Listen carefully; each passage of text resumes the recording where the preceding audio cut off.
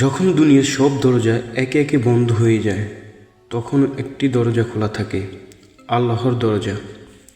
ইয়াকুব ছিল একজন দরিদ্র কাঠমিস্ত্রি। অভাব ছিল তার নিত্যসঙ্গী, কিন্তু অভিযোগ কখনো তার মুখে শোনা যায়নি। সেদিন তার ছোট্ট মেয়েটা অসুস্থ হয়ে পড়ে। ঘরে ওষুধ কেনার মতো টাকাও ছিল না। ইয়াকুব কাউকে কিছু না বলে নীরবে আল্লাহর কাছে হাত তুলছিল।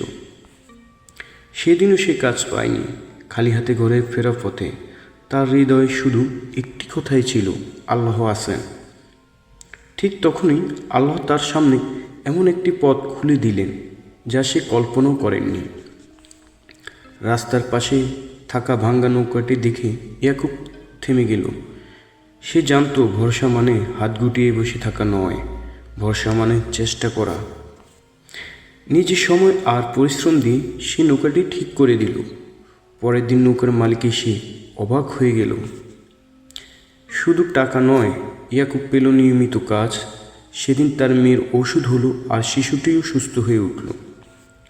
রাতে ইয়াকুব সিজদায় পড়ে গেল, চোখ ভেজা কণ্ঠে বলল, হে আল্লাহ, আমি তো শুধু ভরসা করছিলাম।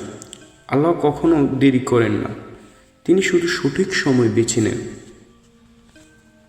ভিডিওটি যদি ভালো লাগে তাহলে চ্যানেলটিকে সাবস্ক্রাইব করে পাশে থাকা বেল আইকনটি অন করে দিন এবং ভিডিওটি লাইক শেয়ার করে ছড়িয়ে দিন, যা